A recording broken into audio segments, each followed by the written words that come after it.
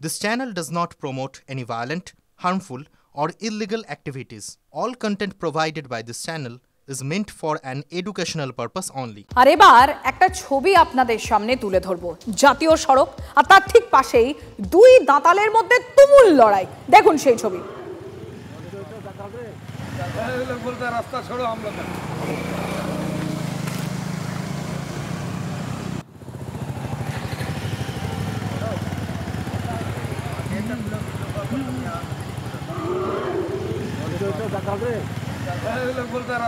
আমরা রনি আমার সহকর্মী রয়েছেন আমাদের সঙ্গে। রনি, যে ছবি এই মুহূর্তে TV9 বাংলার দর্শকরা এক্সক্লুসিভ দেখছেন, একদিকে বিরলও বলা যায়, অপরদিকে বেশ আশঙ্কারও। তার কারণ হচ্ছে সেখানে এই মুহূর্তে যে সমস্ত যাত্রীরা ওই জাতীয় সড়কের পাশ দিয়ে যাচ্ছেন, বেশ কিছুক্ষণের জন্য এই ঘটনায় তো যান চলাচল স্তব্ধ হয়ে গেছিল।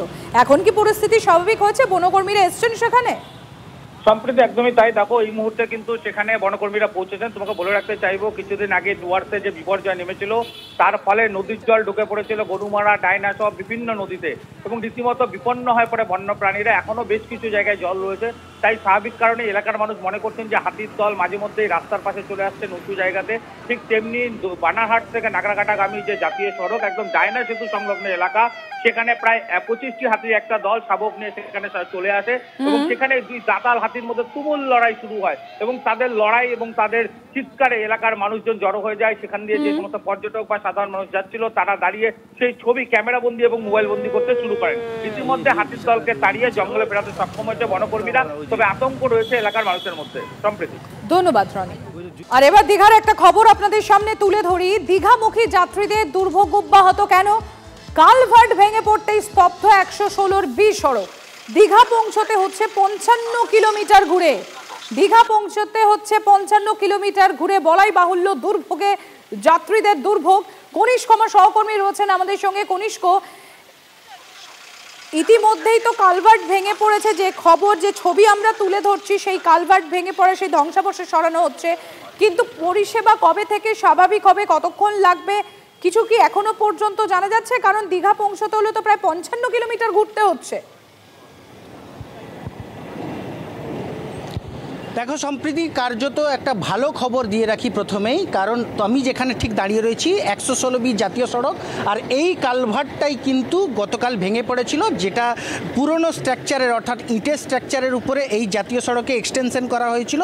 সেই এক্সটেনশনটাই কিন্তু গতকাল ভেঙে পড়ে, এবং ভেঙে পড়ার সাথে সাথেই কিন্তু জাতীয় সড়ক কর্তৃপক্ষ এবং প্রশাসন তাদের যৌথ উদ্যোগে কিন্তু সারা রাত ধরে কাজ হয়, এবং বর্তমানে যেমনটা তুমি দেখতে পাচ্ছ, আবার পুরনো ছন্দেই কিন্তু ফিরছে। আগামী 1 ঘন্টার মধ্যে হয়তো এই 116 বি জাতীয় সড়ক অর্থাৎ দীঘা থেকে কলকাতার যে সরাসরি যোগাযোগ, সেটা পুরোপুরি সম্পন্ন হবে, সাধারণ মানুষজন যাতায়াত করবেন। কিন্তু যান চলাচলের যে গতি, সেটা হয়তো কিছুটা ধীরে হবে। তার কারণ ইমার্জেন্সি পরিষেবাগুলো বাদ দিলে বাকি সমস্ত পরিষেবায়, অর্থাৎ পণ্যবাহী থেকে শুরু করে যাত্রীবাহী সব পরিষেবাই কার্যত ঘুরপথে হচ্ছিল, যদিও বিস্তীর্ণ এলাকায় যেসব পণ্যবাহী কনিষ্ক সাময়িক স্বস্তি পেলেও কিছুটা ভোগান্তির আশঙ্কা থেকেই যাচ্ছে। ধন্যবাদ। আবার কবি সুভাষ থেকে চলবে মেট্রো। আগামী 6 থেকে 7 মাসের মধ্যে কবি সুভাষ মেট্রো স্টেশন তৈরি করে ফেলা হবে, মেট্রো কর্তৃপক্ষের তরফ থেকে জানানো হয়েছে।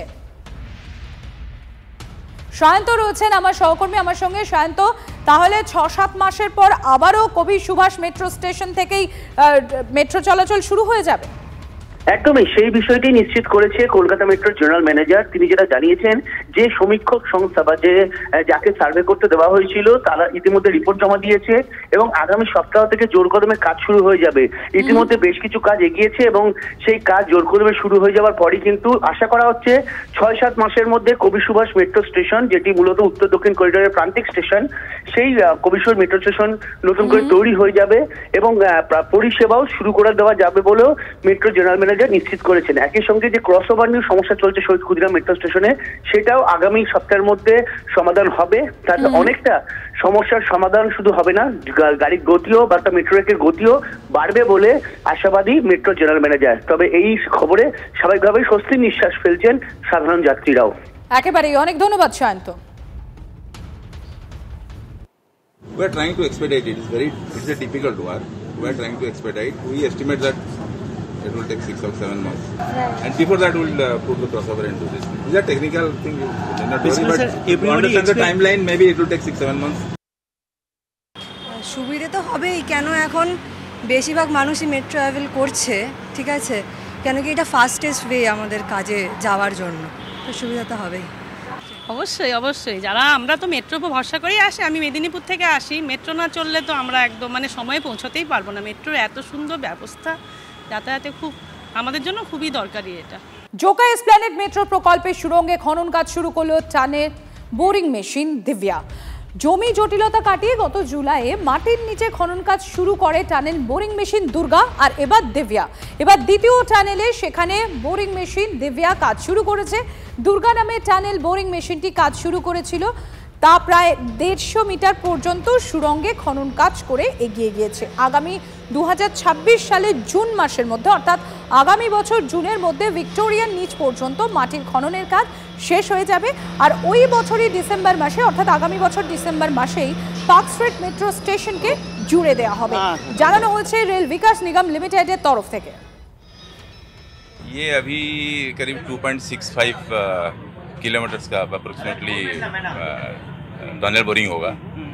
उसमें Durga I think we have crossed 150 metres we have crossed and Divya has just started, so it will take some time. পশুদের ক্রেজ থেকে নিখোঁজ অভিনেত্রী সুদীপা চট্টোপাধ্যায়ের ভাই জিতবিরা। পশু দেখভাল কেন্দ্রের এক সদস্যের বিরুদ্ধে বিড়ালটিকে মেরে ফেলার অভিযোগ। পশু দেখভাল কেন্দ্র থেকে পশু হত্যা করে পিছনে ফেলে দেওয়া হয় বলে অভিযোগ। প্রায়শই পচা গন্ধে অতিষ্ঠ হয়ে পড়েন বলেও জানিয়েছেন এলাকার বাসিন্দারা।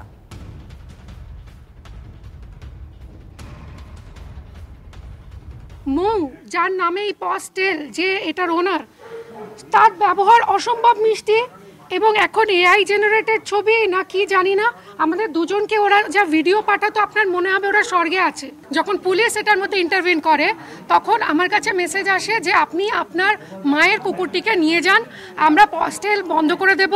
তো আমরা সবাইকেই বলছি তাদের যাদের পেটস আছে নিয়ে চলে যেতে।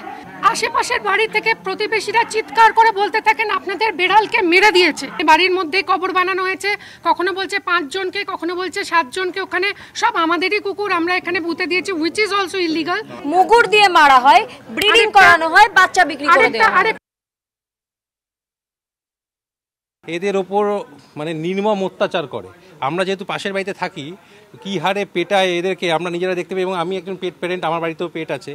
আমরা বারণ করি যে ওইভাবে পেটাস না, কি ওরা তখন জানলাগুলোকে বন্ধ করে দেয়। ইভেন এই যে পাশে একটা গ্রিল দেখছেন, এরকম গ্রিলের মধ্যে কুকুরগুলোকে রেখে দেয় যাতে পাগুলো পুরো একদম নিচে ঢুকে থাকে, এবং বৃষ্টি হচ্ছে, বৃষ্টির মধ্যে ওরা ভিজছে। আমরা তখন পাশের বাড়ি থেকে বলি যে এগুলো কী হচ্ছে।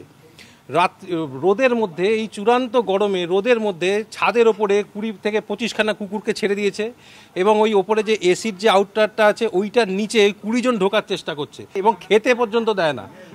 খাবার দেওয়ার কোনো টাইমিং নেই, খেতে অবধি দেয় না।